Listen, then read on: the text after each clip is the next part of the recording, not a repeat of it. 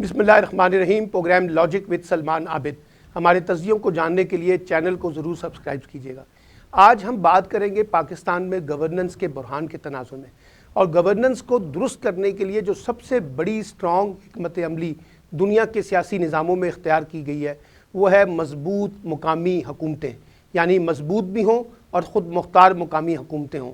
और मुकामी हुकूमतों से मुराद ये होती है कि आप ज़्यादा से ज़्यादा डिसेंट्रलाइजेशन करें, यानी पावर्स जो है वो वफाक से सूबों की तरफ और सूबों से डिस्ट्रिक्ट की तरफ और डिस्ट्रिक्ट से नीचे की तरफ जाएं।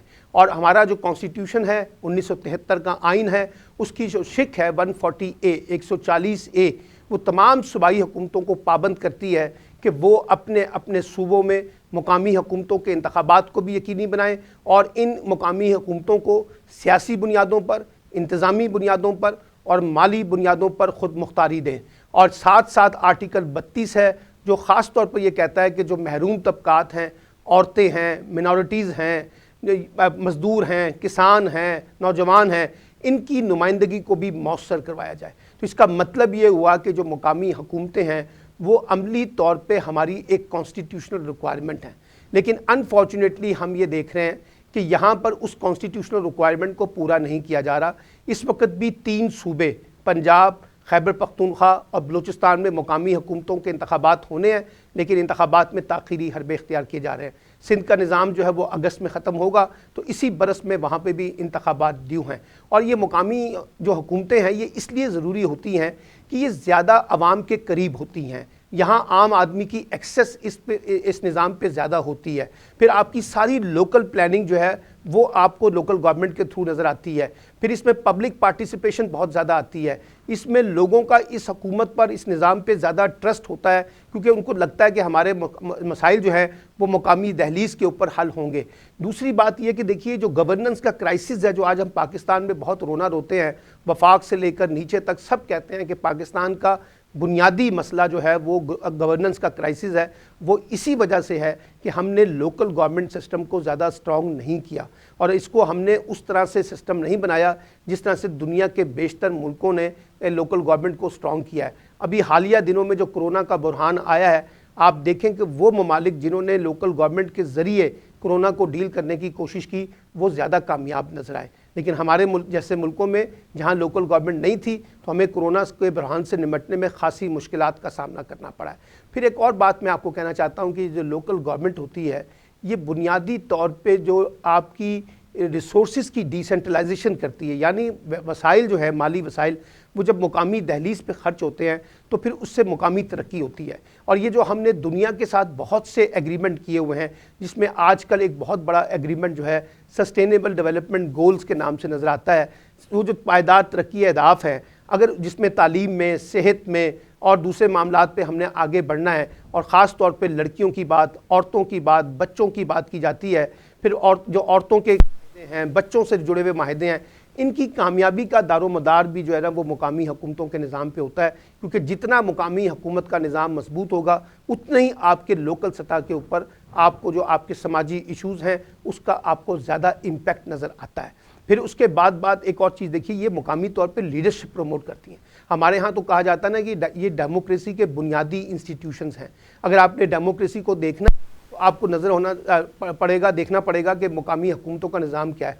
वो किसी एक बड़े मशहूर फ़िलासफ़र का कॉल था ना कि किसी भी माशरे में जाकर अगर आपने वहाँ डेमोक्रेसी को जांचना है, परखना है, देखना है, सीखना है, तो आप उसके सबसे लोअर टियर के ऊपर चले जाएं और जाके देखें कि वहाँ पर किस तरह से लोकल गवर्नमेंट का सिस्टम काम कर रहा है। अगर वहाँ निचली सतह पे डेमोक्रेसी काम नहीं कर रही तो फिर वफाक की सतह पे काम करने वाली डेमोक्रेसियाँ जो हैं वो अवामी मफादात का तहफ़्फ़ुज़ नहीं करती हैं।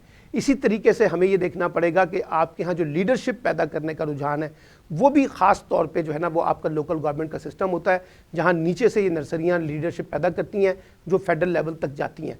फिर इसी के ज़रिए से आपका सियासी सिस्टम यानी पॉलिटिकल पार्टियाँ मजबूत होती हैं। आज आप देखिए हमारे यहाँ पॉलिटिकल पार्टियाँ भांजपन का शिकार हैं, उनके पास वो कैडर नहीं है। वजह यह कि आपका जो लोकल सिस्टम जब आप फ्लोरिश नहीं करते तो पॉलिटिकल पार्टियां फिर कैसे मजबूत होंगी। आज जब पॉलिटिकल पार्टीज़ पे बुरा वक्त आता है तो कोई साथ नहीं खड़ा होता।